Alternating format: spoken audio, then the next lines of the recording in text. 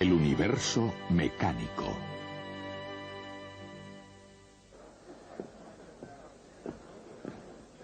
Bienvenidos a una aventura de la mente que comienza por mirar hacia adelante a la visión y al sonido de el universo mecánico. Hay algunas actividades del hombre que la mente asocia con un determinado lugar por considerarlo como el lugar ideal para tal actividad. Por ejemplo, yo no soy aficionado al juego, pero si fuera jugador no me metería en un oscuro cuarto trastero a jugar al póker. Mi ideal sería irme a Monte Carlo y allí en su magnífico casino jugar a la ruleta. De la misma forma, si pienso en el tenis, pienso en Wimbledon. Si en carreras de caballos, en Kentucky o Derby. Si en ópera, pienso en La Scala. Y si pienso en física, si quiero estudiar física, el lugar más indicado es Caltech.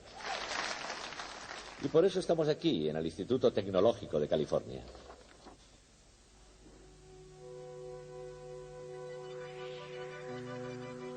Hay una rama de la ciencia, llamada cosmología, que tiene que ver con el pasado, el presente y el futuro del universo, como un todo. ¿Cómo comenzó el universo? ¿Cómo evolucionó? ¿Cómo seguirá evolucionando? Y en la ciencia hay también otra rama, en el campo de la física para ser más exactos, que se llama mecánica. La mecánica se ocupa de algo que tal vez tenga poco que ver con la filosofía, pero no por eso es menos profunda. ¿Cómo empezó la mecánica? ¿Y hacia dónde va? ¿Cómo funciona?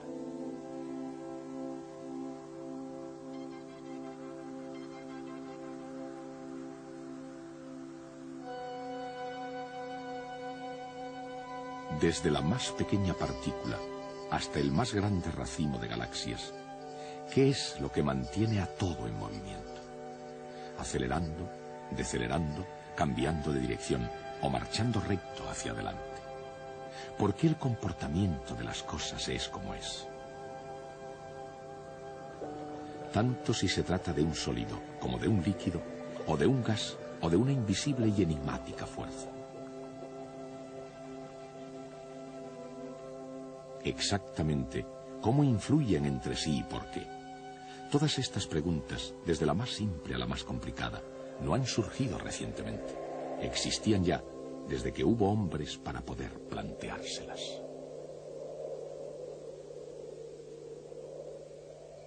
Incluso los seres humanos más primitivos de este planeta han debido mirar al cielo y andado por la tierra preguntándose, ¿pero todo esto cómo funciona? Aunque ellos mismos ni siquiera fueran conscientes de que se lo estaban preguntando. Esos hombres fueron los primeros en intentar descubrir y comprender el universo mecánico. Si existe alguna clave para poder entender el universo mecánico, se encuentra en el campo de las matemáticas.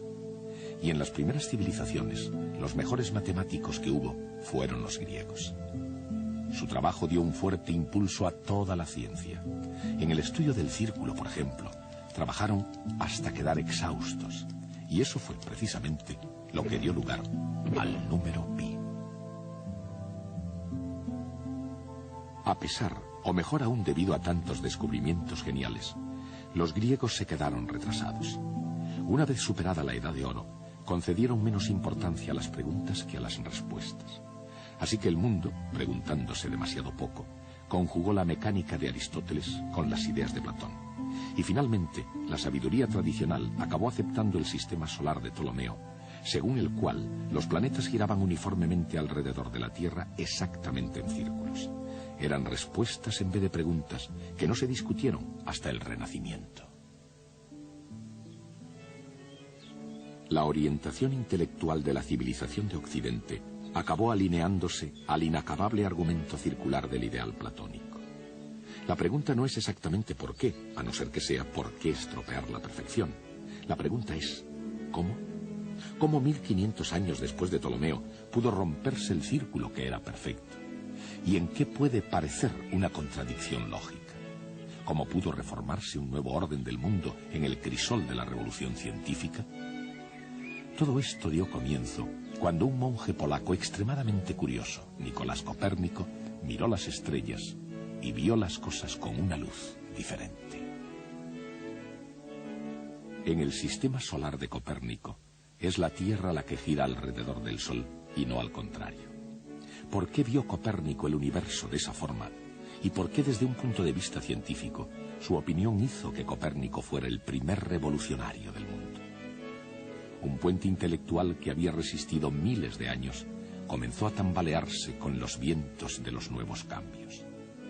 Los pilares de una comunidad académica de la antigüedad estaban amenazados por preguntas peligrosas.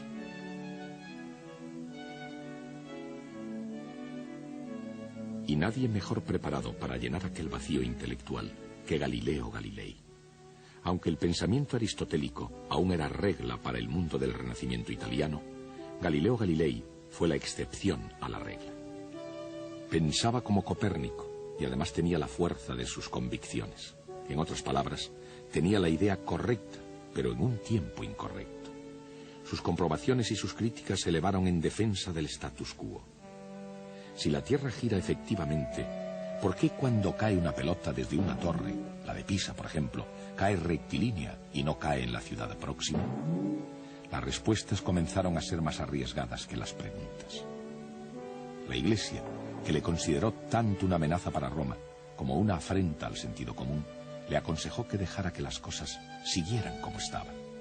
Pero Galileo, tanto en la teoría como en la práctica, explicaba sus hallazgos cuando ya todo estaba dicho y hecho, y demostraba así lo que parecía ser imposible. Bien, aquí tengo una pluma y un martillo. Los dejaré caer aquí mismo. Es de suponer que los dos golpeen en el suelo a la vez. ¿Qué les ha parecido? Por lo visto, el señor Galileo tenía razón. Los descubrimientos de Galileo han servido a lo largo de la historia como un admirable ejemplo de imaginación científica en el trabajo. Con la mente puesta en el intento de aclarar el universo en términos científicos, los experimentos de Galileo le condujeron a un descubrimiento llamado el principio de inercia. Con una extraña perspicacia científica previó con exactitud la trayectoria parabólica de los proyectiles, así como la caída de los cuerpos. Incluso ahora en nuestros días, si se piensa en ello, todas las cuestiones que se plantean después de esos experimentos son tan retadoras como las de hace 3 siglos. ¿Cómo pudo Galileo calcular la trayectoria de un proyectil? Y al hacerlo, ¿cómo pudo impulsar las matemáticas hacia el futuro? En aquellos tiempos en que para creer algo era necesario demostrarlo, ¿cómo pudo refutar lo que se percibía como obvio sobre la caída de los objetos? ¿Cómo podía llegar al suelo un martillo y una pluma al mismo tiempo?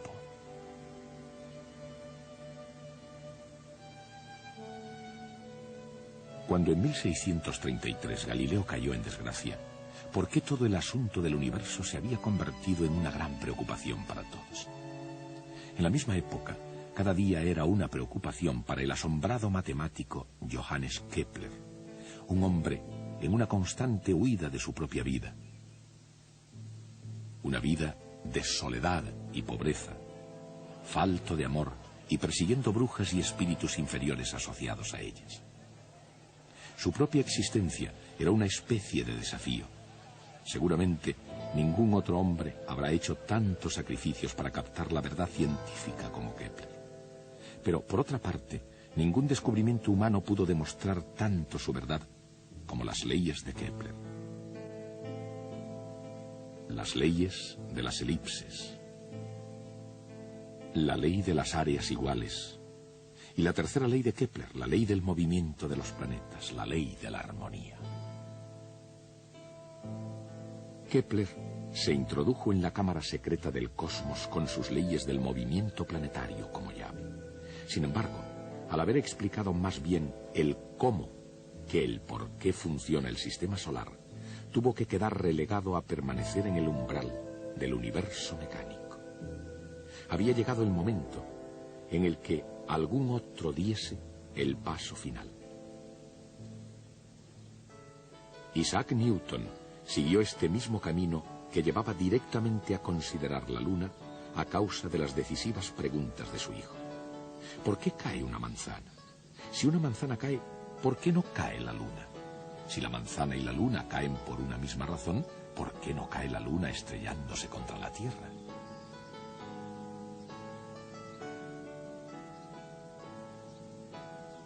Ante estas preguntas, auténticas cuestiones para toda una vida, Newton se sentó con mucha calma y pieza por pieza fue destruyendo más que reparando toda la maquinaria del universo aristotélico de la antigüedad. Y entonces, con sus respuestas, igualmente asombrosas, creó algo para sustituirlo: el universo mecánico. Un universo mecánico, predictiblemente bien ordenado, que obedecía con precisión a las leyes matemáticas, y con las leyes del movimiento y la capacidad para poder asumir casi todos los retos de la física.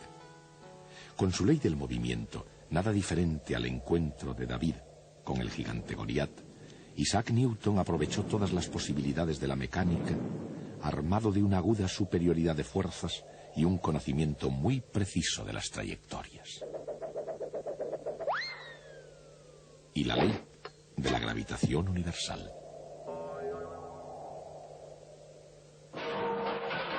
Newton llegó a ser un experto más que cualquier otro ser humano antes que él.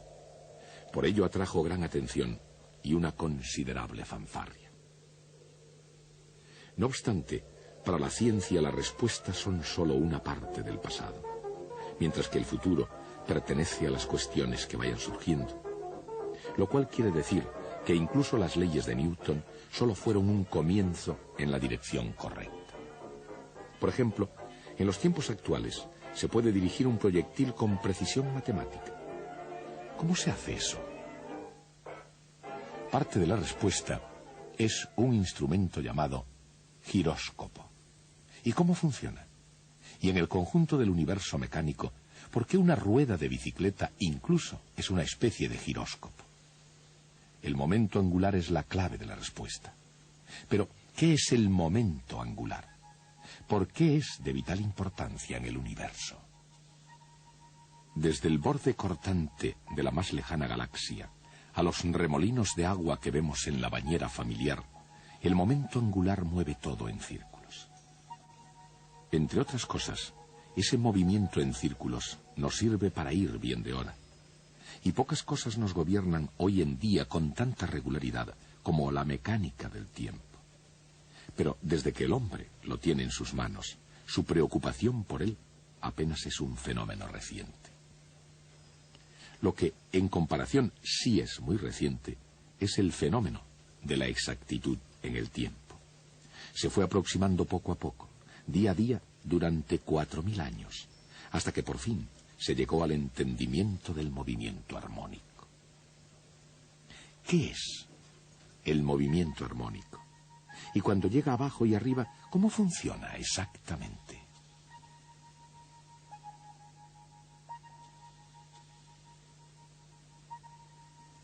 Y yendo al círculo completo del universo mecánico, ¿cómo se relaciona con el movimiento circular?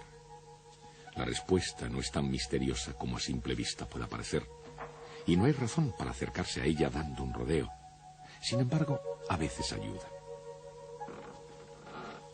Todo lo que hay que hacer es un pequeño cálculo diferencial. Mientras los cálculos de Newton se extendieron por todo el universo mecánico, el alcance de su generosidad fue mucho más estrecho.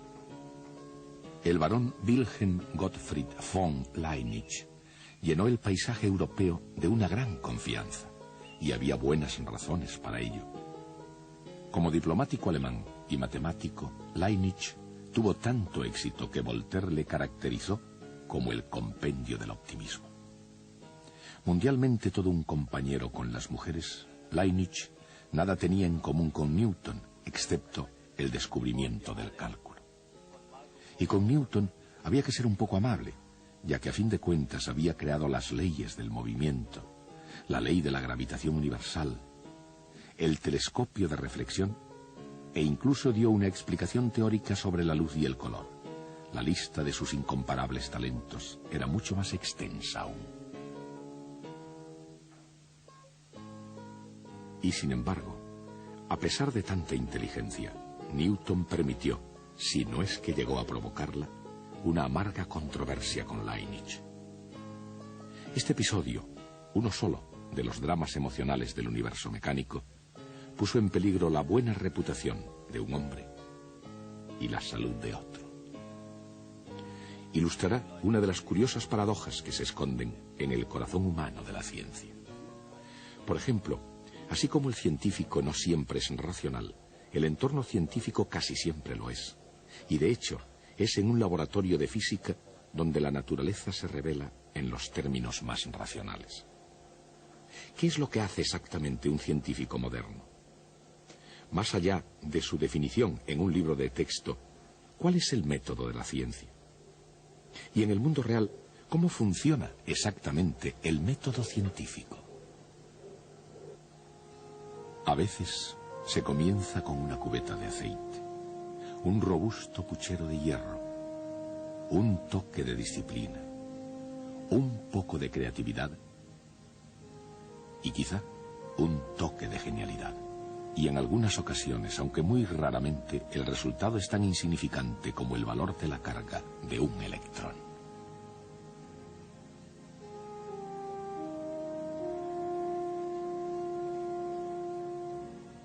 ¿Quién fue este físico y de qué medio se pudo servir para llegar a ser uno de los hombres más famosos de la historia de la ciencia? En el pasado, presente y futuro, los físicos están siempre fascinados por los misterios de la naturaleza. Por ejemplo, por la naturaleza misteriosa de la luz. Luz. Solo poder captar esa idea ha sido algo tan difícil como entender la casi incomprensible inmensidad del universo.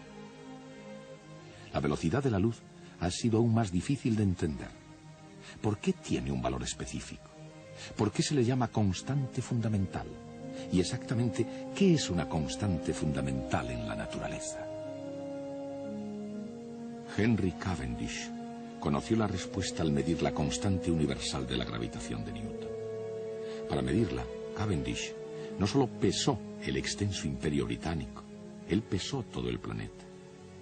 ¿Cómo pudo hacer eso? Sin duda alguna, no fue jugando al billar.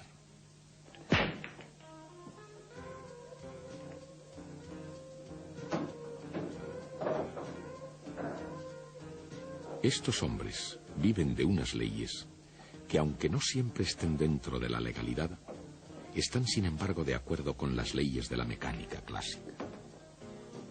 Por supuesto, no todos los hombres aquí aprecian ese hecho. La mayoría de ellos van solo a jugar un poco al billar o a aprovecharse de la experiencia por otros medios. Pero las posibilidades aumentarían si se aplicaran correctamente ciertas leyes físicas. Y todos se alegrarían de los resultados.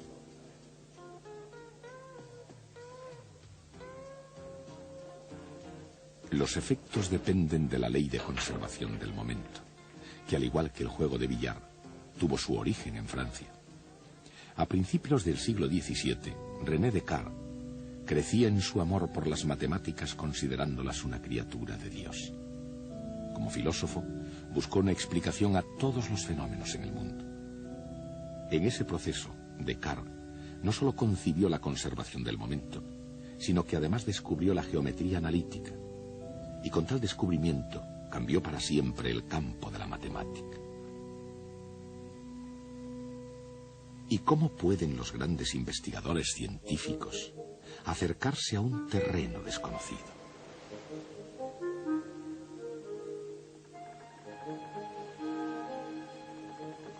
Y cuando algo ha sido ya descubierto, ¿cómo puede alguien entrometerse y reclamar el mérito? En el campo de la ciencia, desde la electricidad a la mecánica, muchas veces se ha dado el mérito no al primero que hizo un gran descubrimiento, sino al último. Probablemente algo así le ocurrió a James Prescott Joule, que no fue el primero en investigar en el campo de la conservación de la energía. Pudo muy bien haber sido el noveno científico que llegó a la ley de la conservación de la energía. Pero fue Joule, como Cristóbal Colón, quien obtuvo la fama. ¿Por qué? En el gran conjunto de cosas, ¿eso qué importa? El gran almacén del cosmos tiene hoy en día en sus estanterías tanta energía como el primer día en que las ventanillas del universo se abrieron para empezar a despachar sus asuntos. Por otra parte, si nunca se pierde la energía, ¿por qué se cansan los músculos? ¿Y por qué caen las masas? La energía mecánica, así como todo ejercicio en general, tiene mucho que ver con velocidad y posición.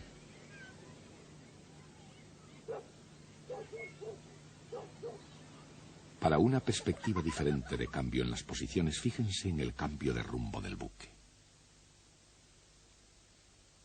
Un desafío, si es que ha habido alguno, para el universo mecánico. La electrónica sofisticada, los espléndidos dispositivos de seguimiento, personal sin comparación posible. Estos son los recursos de un guardacostas de los Estados Unidos. Y entre bastidores hay dos análisis vectoriales. En una situación de peligro o en una clase, ¿cómo puede la matemática vectorial sacarnos de la dificultad?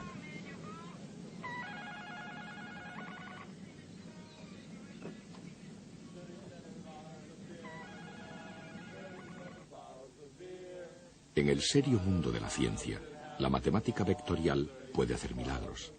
Así es que la pregunta no sería si puede sacarnos de una dificultad, sino si tiene que hacerlo. Por otra parte, ¿es esto música? ¿O se trata de una grabación en cinta Memorex? Un anuncio comercial ilustra tanto una reproducción excelente como un fenómeno físico de resonancia. ¿Pero qué es la resonancia? ¿Y cómo son sus muchas formas oídas por todo el universo mecánico? ¿Cómo puede una simple voz humana, aunque sea tan potente como la de Ella Fitzgerald, producir tan demoledores efectos? Y en la inmensa atmósfera del universo mecánico, ¿cuáles son otras formas de sonido y de violencia? Estos tres hombres emprendieron un viaje que superó al de cualquier explorador de la Tierra, desde que se iniciaron los primeros pasos hacia lo desconocido. Pero su destino había sido previamente determinado por ingenieros, científicos, técnicos, visionarios, investigadores y pilotos de prueba. Y estaban dotados de magníficos planos y del mejor equipo. Pero como el cohete mismo, surgió una pregunta inminente. ¿Cómo es posible ir desde aquí hasta allí?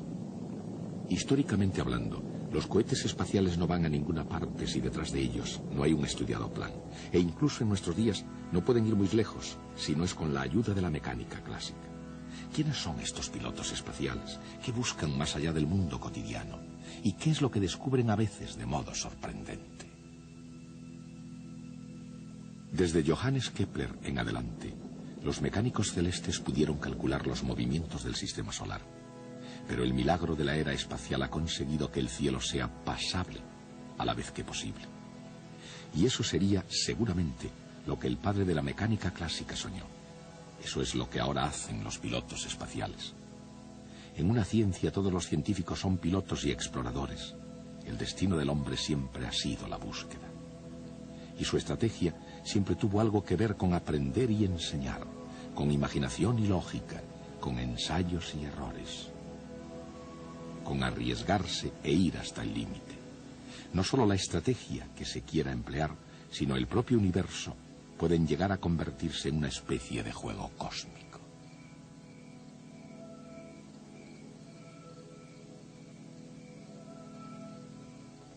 A lo largo de los años ha habido una larga lista de grandes jugadores. Algunos de ellos jugando según las reglas y otros por libre, pero todos ellos compartiendo una necesidad común.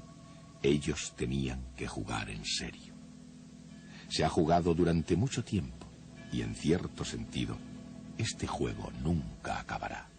En mi opinión, nuestra asignatura, la mecánica clásica, forma parte del más importante descubrimiento en la historia de la humanidad. Antes, la visión que nosotros teníamos del universo era la misma que habíamos heredado de los antiguos griegos, especialmente de Platón y Aristóteles. Las esferas de cristal de los cielos eran inmutables, serenas, eternas y perfectas.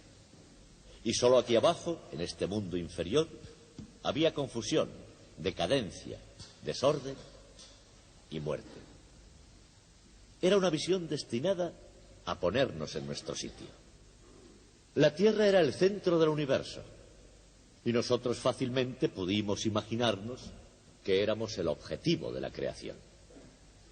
Pero llegaron Copérnico, y Kepler, y Galileo, y Newton, y entonces nos encontramos con que estábamos viviendo en una mota de polvo en un rincón perdido del universo. Ni por lo más remoto hubieran pensado Platón y Aristóteles, ni tan siquiera en sueños, en hacernos una cosa así. La vida hoy no es muy diferente a lo que era hace 2000 años. En lo esencial, la condición humana no ha cambiado considerablemente, pero sí cambió algo de modo definitivo. Hemos descubierto nuestro lugar en el universo. Por eso este descubrimiento es tan importante. Ahora nuestra tarea consiste en conocer qué se descubrió exactamente, cómo se llegó a ello y quién lo hizo. Comenzaremos por uno de los más importantes hallazgos de Galileo Galilei. Ese será nuestro próximo tema.